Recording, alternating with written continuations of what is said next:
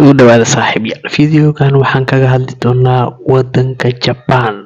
Wadan laba magaalooyinkiisa ugu waaweyn ka mid ah laga dhigay dambas dad iyo dunya wixii ku noolaa intaba. Wadan dadkiisu dadka kale looga garanayo nadaafada iyo dabacsanaanta iyo furfurnaanta iyo weliba howlkarnimada intaba. Waa wadan dadkiisu dulqaadka iyo horumarka intaba astaan ay u tahay. Waa Japan oo waa wadan dhaca qorax soo baxa Aasiya Bari. Waa wadan xuduuda la leh dirisna la ah badweynta Kuuriyada iyo dhulweynaha China. Waa dal dadkiisu yihiin dad adag, dhabar adag, horumarkana jecel. Waa dal laba magaalo ka mid ah dal iyo dunya wixii ku noolaa 75 sano ka hor dhulka lala sameeyay, haddana population gaaraya 125 milyan. Japan waxa ay Aasiyada kale kaga duwan tahay waa dal dadkiisu xuriyatul qowlka u yahay astaanta koowaad.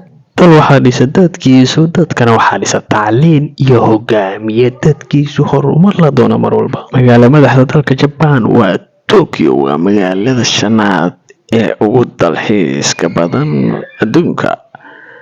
Waa magaalo dadka ku nool ay gaarayaan ku dhawaad 20 milyan. Waa magaalo ajaanibtu aad u helaan. Waxa ugu badan ee dalxiisayaashu xiiseeyaan waa marka aad tagto Japan, khaasatan Tokyo, waxaad helaysaa gabar Japanese ah oo diyaar u ah inaad kiraysato inta aad adigu joogto. Waana shaqo eeba dadka qaar u shaqo tagaan dumarka Japanese ah, waana wax legal ka ah dalkaas. Cuntada koowaad ee Japan laga isticmaalo waa cuntada seafood-ka, waxaana lagu qiyaasaa dadka Japanese in cimri ahaan ay gaaraan ilaa 110 sano. Marka ay timaado dhanka sharciga, dalka Japan waa dal aad u adag sharci ahaan. Marka aad adigu tahay soo galooti, haddii aad ku xadgudubto qof muwaadin ah oo aadan dumar ah, waxaa laga yaabaa ogolaansho la'aan kaliya hadaad qofka la hadasho inaad ku muteysan karto xabsi 5 sano. Japanese waa dad muwaadiniin wadani dhab ah.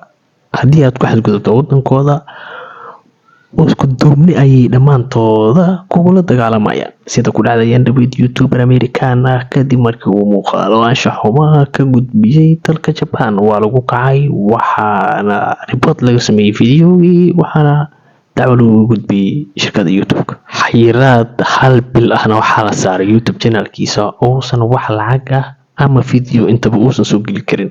Waa dal dadkiisu ay isku duuban yihiin. Dhaqaalaha qofka Japanese bil ahaan uu ku shaqeeyo salary ahaan u soo gasho waxaa lagu qiyaasaa ku dhawaad $700 ilaa $3,000. Haddaba khiyaari dhacdooyinka dalka Japan ma ahan kuwo lagu soo koobi karo hal ama laba fiidiyo. Inta ayaan ku soo koobayaa intaan kasoo diyaariyay xog ku saabsan dalka Japan. See you, bye bye.